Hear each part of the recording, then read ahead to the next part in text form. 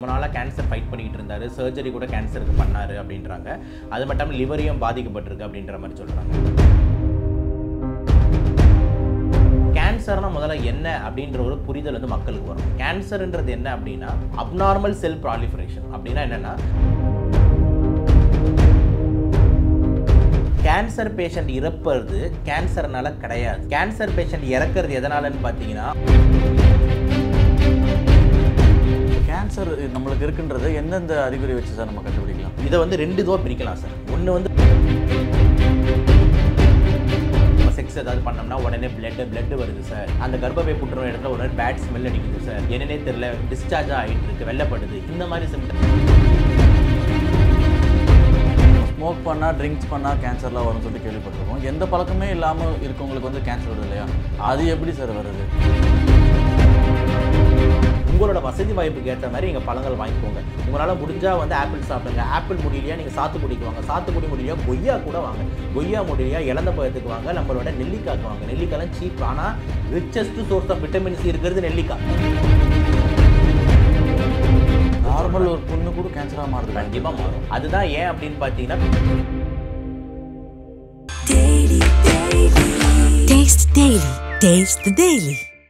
Sir இப்போ வந்து பார்த்திங்கன்னா நேற்று பிரபல சீரியல் ஆக்டர் வந்து நேத்ரன் ஒருத்தர் வந்து பார்த்திங்கன்னா கேன்சர்னால வந்து பார்த்திங்கன்னா உயிரிழந்திருக்கு.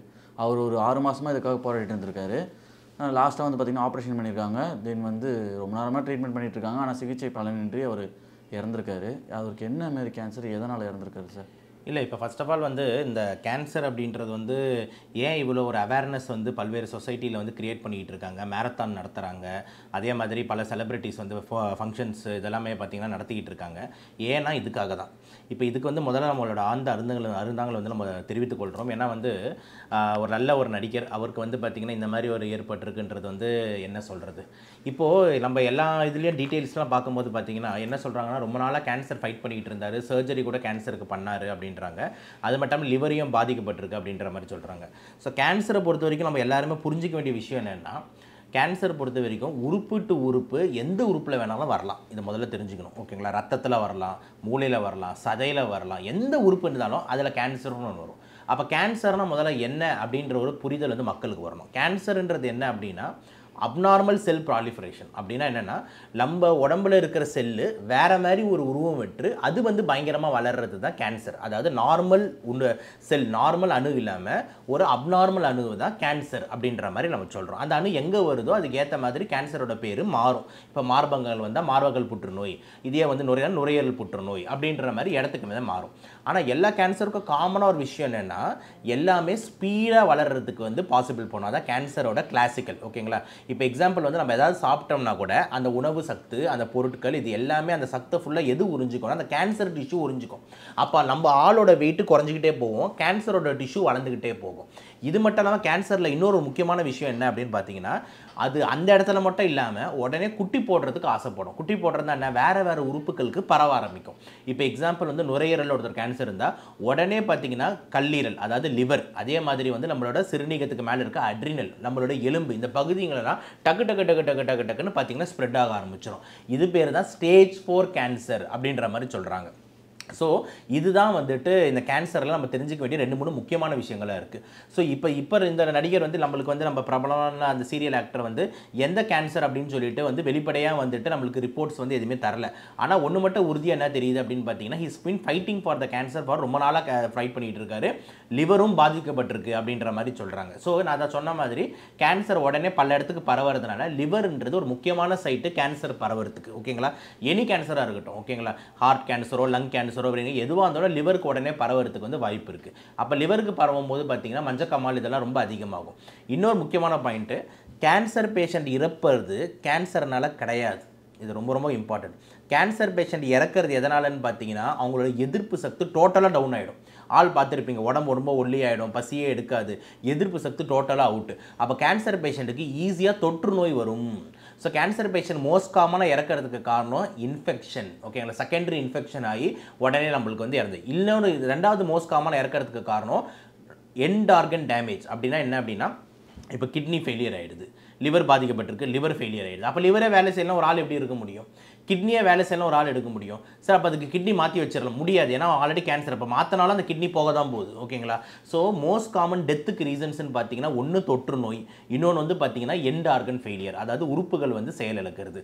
இதுதான் கேன்சர் பற்றி நம்ம தெரிஞ்சுக்க வேண்டிய முதல் இம்பார்ட்டன்ட் விஷயமா முதல் கட்ட பார்வையாக வைக்கலாம். Okay sir. இப்போ கேன்சர் நம்மளுக்கு இருக்குன்றது எந்தெந்த அறிகுறி வச்சு சார் நம்ம கண்டுபிடிக்கலாம்? இதை வந்து 2 இதுவாக பிரிக்கலாம் சார். ஒன்று வந்து பார்த்தீங்கன்னா வந்துட்டு எந்த உறுப்பில் வருதோ அதோட விஷயங்கள், ப்ளஸ் ரெண்டாவது இது ஜென்ரல்ன்றது எல்லா கேன்சருக்கும் காமனாக பொருந்தும். அது என்னென்ன அப்படின்ற மாதிரி எடுத்துக்கிட்டோம் அப்படின்னா, ஃபஸ்ட்டு வந்துட்டு பயங்கரமான வந்து இந்த உடம்பு வந்து வெயிட் உருகிக்கிட்டே போகிறதுன்றது எல்லா கேன்சருக்கும் காமன். ஸோ ஏன்னா நான் தான் சொன்னேன், சாப்பாடெல்லாம் அந்த கேன்சர் சாப்பிட ஆரம்பிச்சிருது. அப்போ உங்கள் உடம்போட தசையிலேருந்து கொழுப்புகள்லேருந்து எல்லாத்தையும் உருக்கி ஆள் வந்து பயங்கரமாக ஒரு எலும்புக்கூடு லெவலுக்கு வந்து ஆயிடுறாங்க. ஸோ பயங்கரமான severe loss of weight, significant loss of weight முதல் விஷயம்.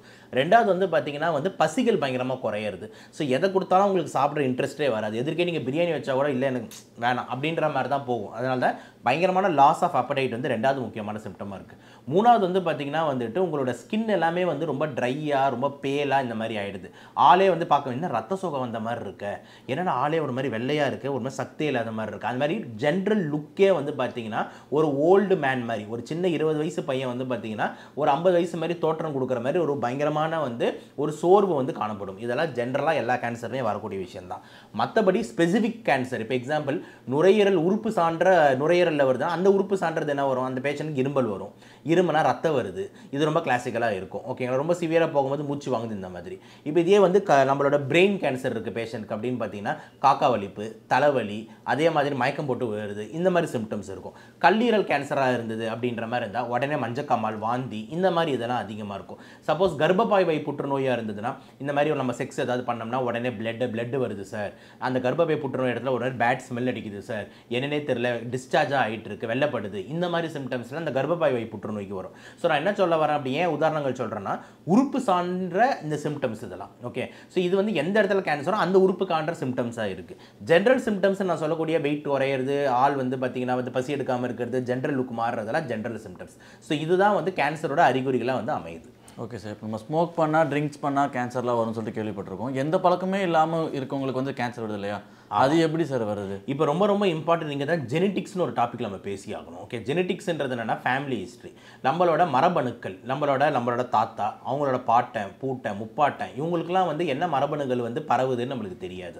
ஸோ அந்த மரபணுக்கள்லேயே நம்மளுக்கு வந்து இந்த கேன்சர், இந்த அப்நார்மல் செல் ஆகிற மாதிரி வந்து ஒரு மரபணுக்கள் டிஎன்ஏ நம்மளுக்கு இருந்தது அப்படின்னா நம்மளுக்கு வர வாய்ப்பு இருக்குது. இங்கே தான் ரொம்ப இம்பார்ட்டண்ட்டாக நம்ம எல்லாருமே பார்த்தீங்கன்னா ஃபேமிலியை ஒதுக்கி விட்றோம். நிறைய பேர் வந்து பார்த்தீங்கன்னா தாத்தா பற்றி எதுவுமே கேட்டவங்க, தாத்தா பேர் தெரியாது, நான் ஃபஸ்ட் பிறந்ததுலேருந்து ஐ மீன் ஸ்டேட் ஸ்ட்ரா அப்படின்றலாம் சொல்லுவாங்க. ஓகேங்களா? ஸோ இந்த ஜெனட்டிக்ஸ் பற்றி எதுவுமே தெரியலன்றது வந்து ரொம்ப தெரிஞ்சிக்க வேண்டிய முக்கியமான இன்னொரு விஷயம் இதுதான். ஏன் அப்படின்னா உங்கள் ஜெனட்டிக்ஸில் என்ன நோய் பரவுது அப்படின்ற மாதிரி தெரிஞ்சால் நீங்கள் முன்கூட்டியே அதை தெரிஞ்சுக்கிட்டு ஸ்க்ரீனிங்ன்ற ஒரு ப்ராசஸ் ஆரம்பிக்கலாம். இது பேர் தான் கேன்சர் ஸ்க்ரீனிங், ஏர்லி கேன்சர். இப்போ இந்த வருஷத்துக்கு கேன்சருக்கான கோட்டே அதான். இப்போ நம்ம போட்டிருப்போம், நம்ம அடையார் கேன்சர் இன்ஸ்டியூட்டுக்கு நீங்கள் அந்த சிக்னல் கிராஸ் பண்ணிங்கனாலே பெருசாக ஒரு ஃப்ளெக்ஸ் அடித்து வச்சிருக்கான். என்ன அடித்து வச்சிருக்காங்க அப்படின்னு பார்த்தீங்கன்னா வந்துட்டு கேன்சருக்கு அகேன்ஸ்டாக ஃபைட் பண்ணக்கூடாது, கேன்சருக்கு அகேன்ஸ்டாக வந்து க்யூர் பண்ணக்கூடாது, கேன்சரை ஸ்க்ரீன் பண்ணணும்னு போட்டு வச்சிருக்காங்க. அந்த இந்த வருஷம் தீம் அதாவது என்னன்னா சீக்கிரமாக கண்டுபிடிங்க, ஸ்க்ரீன் பண்ணுங்க. அப்போ ஸ்க்ரீனிங்ன்றது உங்களுக்கு எப்போ அந்த விழிப்புணர்வு வரும் அப்படின்ற மாதிரி இருந்தது உங்கள் ஃபேமிலி ஹிஸ்ட்ரி தெரிஞ்சா. ஏன்னா எங்கள் தாத்தாவுக்கும் வந்து பார்த்தீங்கன்னா வந்துட்டு இந்த மாதிரி வந்து புற்றுநோய் வந்து வந்திருக்கு லங்ஸில், அடினோகார்சினோமா. அப்புறம் எங்களோட அப்பா ஃபேமிலிக்கும் வந்து வந்திருக்கு.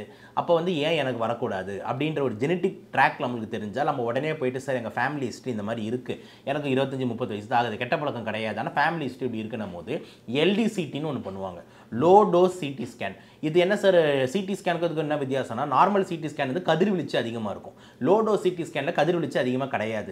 ஏன்னா இப்போ நம்ம பண்ணுற நோக்கம் என்ன, ஏர்லியாக கேன்சர் டிடெக்ட் பண்ணுறதுக்கு தான். அதனால் பேஷண்ட்டுக்கும் கதிர்வீச்சு சைடு எஃபெக்ட் வரக்கூடாது, ஆனாலும் கேன்சரை ஏர்லியாகவே கண்டுபிடிக்கணும். அப்போ எல்டிசிடி பண்ணி நம்ம வந்து ஏர்லியாகவே கேன்சர் இருக்கான்னு டிடெக்ட் பண்ணலாம். ஸோ முக்கியமாக நான் சொல்லக்கூடிய விஷயம் என்ன அப்படின்னா ஸ்மோக்கிங்கோ இல்லைனா வந்துட்டு இந்த மாதிரி விஷயங்கள் மட்டும்தான் கேன்சரை, இந்த புகையிலையோ பான்பராக்கோ இது மட்டும் தான் கேன்சர் உண்டாக்குன்றது கிடையாது.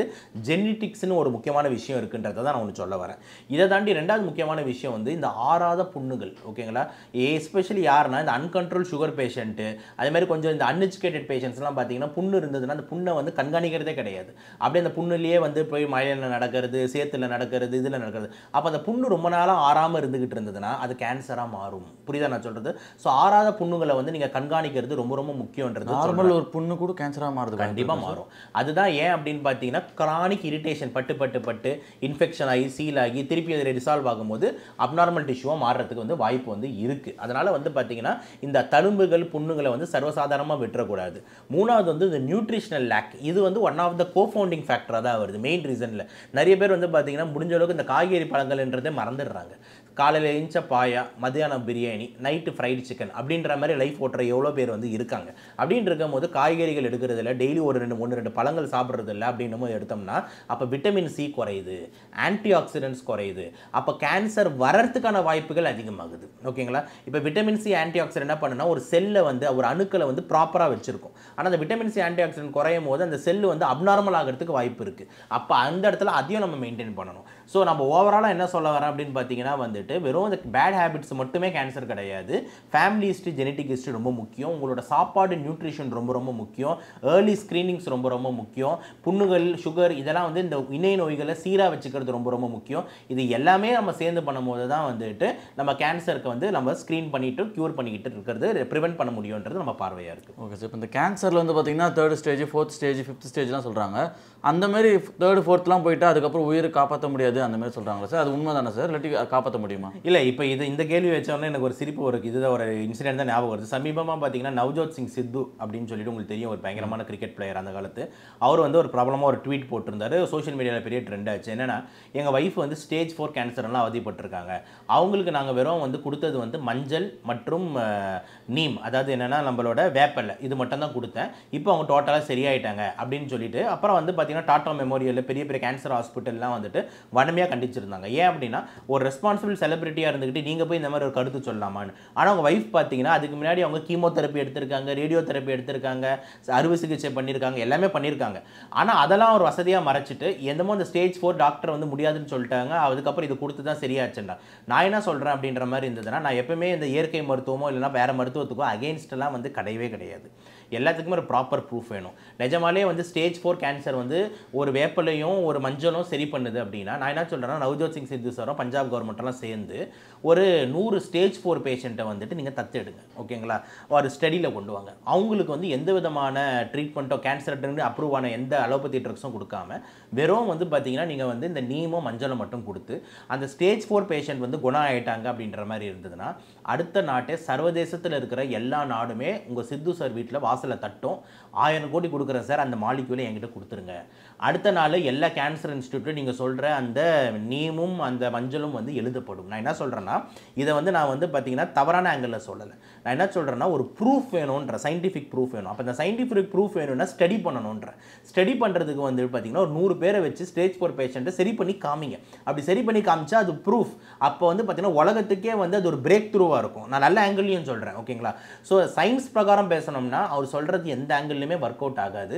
நீம், மஞ்சள் நல்ல பொருட்கள், கண்டிப்பாக நல்ல பொருட்கள், நம்ம எதிர்ப்பு சக்தியை கொஞ்சம் கூட்டுது, ஆன்டி இன்ஃபெக்டிவ் ப்ராப்பர்ட்டிஸ் இருக்கே தவிர ஸ்டேஜ் 3 ஸ்டேஜ் 4 எஸ்பெஷலி வந்து பார்த்தீங்கன்னா என்ன அர்த்தம், அந்த உறுப்புலேருந்து கேன்சர் பிளட் வழியாவோ லிம்ஃப் வழியாவோ பல்வேறு இடத்துக்கு பரவிடுச்சுன்னு அர்த்தம். அப்போ நுரையீரல் கேன்சர் சப்போஸ் எக்ஸாம்பிள் எடுத்தோம்னா அங்கேருந்து லிவருக்கு, மூளைக்கு எல்லாத்துக்கும் பரவிடுச்சுன்னு அர்த்தம். அப்போ பரவிடுச்சு அப்படின்னும் போது பார்த்தீங்கன்னா நீங்கள் பண்ணக்கூடியது வெறும் பேலியேட்டிவ் கேர், அதாவது வந்து தற்காப்பு, இன்னும் லைஃப் ப்ரொலாங்கிங் ப்ராசஸாக மட்டும்தான் இருக்குமே தவிர உங்களுக்கு அதோட வந்து பார்த்தீங்கன்னா வந்துட்டு சரி பண்ணிட முடியும், க்யூர் பண்ணிட முடியும் அப்படின்றது வந்து கிடையாது. இப்போ 6 மாதம் தான் உங்கள் லைஃப் ஸ்பேன் அப்படின்னா அந்த 6 வருஷத்துக்கு நம்மளால் வந்து இன்க்ரீஸ் பண்ண முடியுமே தவிர அந்த கீமோ ரேடியோவை. ஆனால் அந்த கேன்சரை முற்றிலுமாக வந்து க்யூர் பண்ண முடியாது ன்றது தான் வந்துட்டு நவீன முறையில் வந்து நம்ம மருத்துவத்தில் சொல்கிறோம். ஆனால் ப்ராசஸ், ட்ரக்ஸ் எல்லாம் எவால்வ் ஆகிட்டு தான் இருக்குது, ட்ரை பண்ணிட்டு தான் இருக்காங்கல்ல தவிர இப்போ வரைக்கும் பார்த்தீங்கன்னா ஸ்டேஜ் 4 க்யூர் பண்ணிடலாம் அப்படின்ற மாதிரின்ற சான்சஸ் வந்து ரொம்ப ரொம்ப ரொம்ப நெக்லிஜிபிளாக தான் இருக்குன்றது ஆன்சராக இருக்குது. Okay sir. இப்போ வந்து பார்த்தீங்கன்னா கேன்சர்ன்றது வந்து ஸ்மோக் பண்ணுறது மூலியமாக வரலாம், ட்ரிங்க்ஸ் பண்ணுறது மூலியமாக வரலாம், இல்லாட்டி ஜெனட்டிக் மூலியமாகவும் வரலாம்னு சொல்லியிருந்தீங்க. நார்மலாக எந்த இதுவுமே இல்லாதவங்களுக்குமே ஒரு பயம் இருக்கும், நம்மளுக்கும் கேன்சர் வருமா அப்படின்றத எப்படி கண்டுபிடிக்கலாம் சொல்லிட்டு சொல்லுங்கள். இல்லை, இப்போ வந்து பார்த்தீங்கன்னா நம்ம நார்மல் ஆளுங்களுக்கு நான் வந்து சொல்லக்கூடிய விஷயம் என்னென்னா, நீங்கள் இது வந்து ரொம்ப வந்து அச்சுறுத்தலாக எடுத்துக்கூடாது. ஏன்னா நிறைய பேர் வந்து பார்த்தீங்கன்னா மென்டலி எஃபெக்ட் ஆகுறாங்க. இது ரொம்ப ரொம்ப ரொம்ப முக்கியமான விஷயம் நான் சொல்கிறது. இப்போ வந்து சில பேர் வந்து பார்த்தீங்கன்னா ஒரே மாதிரி பாசிட்டிவ் மைண்ட் செட்டில் இருக்க மாட்டாங்க. இப்போ நான் வந்து ரொம்ப பாசிட்டிவான ஆள். இப்போ ஆனால் இன்னொருத்தர் வந்து பார்த்தீங்கன்னா அந்த பேர் கேட்டவுடனே கேன்சரா, அப்போ நான் டெய்லி செக் பண்ணிக்கிட்டோமா அப்படின்ட்டு இதுக்காகவே உட்காந்து கூகுள் பண்ண ஆரம்பிப்பேன். கூகுளில் வந்து இப்போ எனக்கு ஒரு தலைவலிக்குதுன்னா, எனக்கு தலைவலிக்குது, இது கேன்சராக இருக்குமா அப்படின்னு அடிப்பான். கூகுள் ஆமான்னு தான் சொல்லும். புரியுதா? எனக்கு கை வலிக்குது, இது கேன்சராக இருக்குமா? கூகுள் ஆமான்னு தான் சொல்லும். ஏன்னா எல்லாத்துக்குமே வந்து ரேர் காசஸ் இருக்குது. அப்போ கூகுள் எஸ்ன்னு கொடுக்கும்போது இவன் பயந்துடுறான். அப்போ மென்டலி எஃபெக்ட் ஆகிறான். அப்போ நான் என்ன சொல்கிறேன்னா, உங்களுக்கு ஃபேமிலி ஹிஸ்ட்ரி கிளியர், உங்களுக்கு எந்த கெட்ட பழக்கம் இல்லை அப்படின்ற மாதிரி இருந்தால் நீங்கள் பயப்படாதீங்க. ஓகேங்களா? ஏன்னா இது வந்து பார்த்தீங்கன்னா எல்லாருக்கும் வரக்கூடிய விஷயம். எல்லாருக்கும் கேன்சர் வந்துடும் அப்படின்னா இந்த உலகத்தில் யார் தான் உயிரோடு இருப்பா? புரியுதா?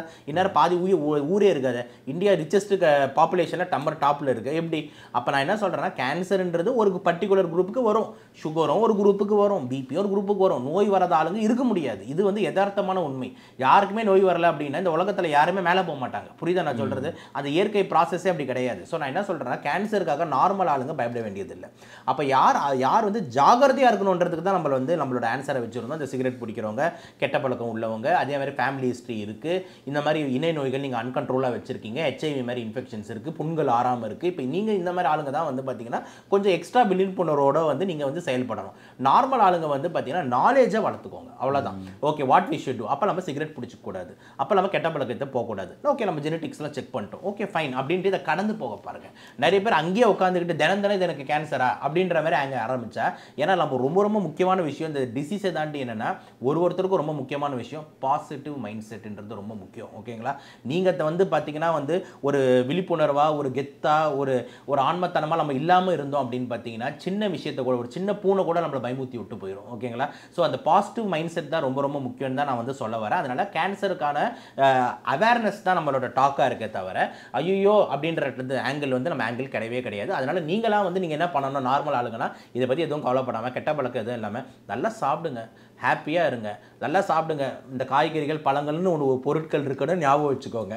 ஸோ நீங்கள் நல்லா சாப்பிடுங்க, இது பண்ணாலே போதும். கேன்சர்ன்ற ஆங்கிளை நீங்கள் ரொம்ப திங்க் பண்ணி வரி பண்ண வேண்டிய அவசியம் கிடையாதுன்றதான் நம்ம பார்வையாக இருக்குது. நம்ம காய்கறி பழங்கள்லாம் பார்த்தோம். இந்த கேன்சருக்குன்னு சில பழங்கள்லாம் இருக்கும் இல்லையா, அது சாப்பிட்டா கேன்சர் வர்றது தடுக்கலாம். ஸ்கின் கேன்சராக இருக்கட்டும், எது வேணா இருக்கட்டும், கண்டிப்பாக அப்படி ஏதாவது ஒரு பழங்கள் காய்கறிகள் கண்டிப்பாக. இப்போ எக்ஸாம்பிள் இப்படி சொல்லும் போது நிறைய பேர் வந்து இது ஒரு மார்க்கெட்டிங் ஆங்கிளில் பேசுகிறீங்களோ அப்படின்ற மாதிரி எடுக்கலாம். ஓகேங்க, ஏன்னா எல்லாமே பொலிட்டிசைஸ் ஆகும்.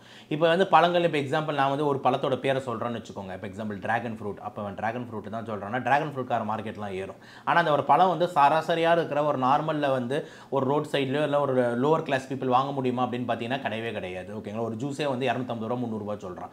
அப்போ நான் என்ன சொல்கிறேன்னா, பழங்கள் பொறுத்த வரைக்கும் அது ஃபாரின்லேருந்து இம்போர்ட் ஆகுது, விலையிலன்றதுனால அதோட ரேட் அதிகமாக இருக்குது, அவ்வளோதானே தவிர பழங்களுக்கு காமனாக வந்து பார்த்தீங்கன்னா இருக்கிற குவாலிட்டி எல்லாத்துலேயுமே நார் சத்து இருக்குது, எல்லாத்துலேயுமே விட்டமின்ஸ் அண்ட் மினரல்ஸ் இருக்குது. ஒரு பழத்தில் கொஞ்சம் கூடுதலாக இருக்கும், கொஞ்சம் குறவாக இருக்கும், அது பிரச்சனை கிடையாது. யார் இங்கே ரெகுலராக பண்ணுறான்ற மட்டும்தான் முக்கியம். இப்போ எக்ஸாம்பிள் நான் ஒரு நாளைக்கு டிராகன் ஃப்ரூட் சாப்பிட்டேன், ஓகேங்களா? இன்னொருத்த அப்புறம் நான் சாப்பிடவே இல்லை. இன்னொருத்த வந்து பார்த்தீங்கன்னா டெய்லி ஒரு வாழைப்பழம் சாப்பிட்டுக்கிட்டு இருக்கான். யாருக்கு வந்து பார்த்தீங்கன்னா பெனிஃபிட்னு பார்த்தீங்கன்னா டெய்லி வாழைப்பழம் சாப்பிட்றவனு தான் பெனிஃபிட். ஏன் அவன் டெய்லி சாப்பிட்றான்? இதே தான் எல்லாத்துக்கும் வச்சுக்கோங்களேன். இப்போ எக்ஸாம்பிள் ஒரு நாளைக்கு நான் ஜிம்முக்கு போயிட்டு 10 மணி நேரம் வேலை செய்கிறேன், இன்னொருத்தர் அரை மணி நேரம் தான் டெய்லி ஜிம்முக்கு போகிறாரு, ஆனால் வருஷம் ஃபுல்லாக போகிறாருன்னா யாருக்கு நல்ல பாடி இருக்கணும் அவருக்கு தான் இருக்கும். ஸோ நான் என்ன சொல்கிறேன்னா, பழங்கள் நல்லது, அவ்வளோதான் நம்ம சொல்கிறோமே தவிர இந்த பழம் மட்டும்தான் நீங்கள் சாப்பிடணும், இதில் மட்டும்தான் இருக்குன்னு சொல்கிறது மார்க்கெட்டிங் ஆங்கிள் ஆயிரும். உங்களோட வசதி வாய்ப்புக்கு ஏற்ற மாதிரி நீங்கள் பழங்கள் வாங்கிக்கோங்க. உங்களால் முடிஞ்சால் வந்து ஆப்பிள் சாப்பிடுங்க, ஆப்பிள் முடியலையா நீங்கள் சாத்துக்குடிக்கு வாங்க, சாத்துக்குடி முடியலையா கொய்யா கூட வாங்க, கொய்யா முடியலையா இளந்த பழத்துக்கு வாங்க, நம்மளோட நெல்லிக்காய்க்கு வாங்க. நெல்லிக்காய்லாம் சீப், ஆனால் richest source of vitamin C இருக்கிறது நெல்லிக்காய். ரொம்ப அண்டர் ரேட்டட் ஃப்ரூட் அது. புரியுதா நான் சொல்கிறது? நிறைய பேர் நெல்லிக்காய் ஐய சீப் அப்படின்வாங்க, ஆனால் ரொம்ப அண்டர் ரேட்டட். ஆனால் நீங்கள் புக் எடுத்து Google type richest fruit rich in vitamin சின்னு பாருங்கள், ஆம்லா அப்படின்னு வரும், அப்படின்னா நெல்லிக்காய் அப்படின்னு வரும். ஸோ நான் என்ன சொல்கிறேன்னா வந்து ஃப்ரூட்டோட பேர்லையோ இல்லைனா ரேட்லையோ மேட்டர் கிடையாது, எல்லாம் ஃப்ரூட்டுனாலே நல்லது தாங்க. அது ஒரு விட்டமின், அது ஒரு அன்நெக்லெக்டட், அதை வந்து யோசிக்க மாட்டாங்க. ஸோ அதனால் முடிஞ்ச அளவுக்கு எல்லா ஃப்ரூட்டுமே நீங்கள் கலந்து உங்கள் வசதி வாய்ப்புக்கு ஏற்படுற மாதிரி நீங்கள் சாப்பிடுங்க அப்படின்றது தான் நம்மளோட ஆன்சராக இருக்குது. ஓகே சார், இவ்வளோ நேரம் கேட்ட கேள்விக்கெலாம் அழகாக தெளிவாக ஆழமாக பதில் சொன்னீங்க. உங்கள் நேரத்துக்கு நன்றி சார். வாய்ப்புக்கு நன்றி சார். தேங்க்யூ.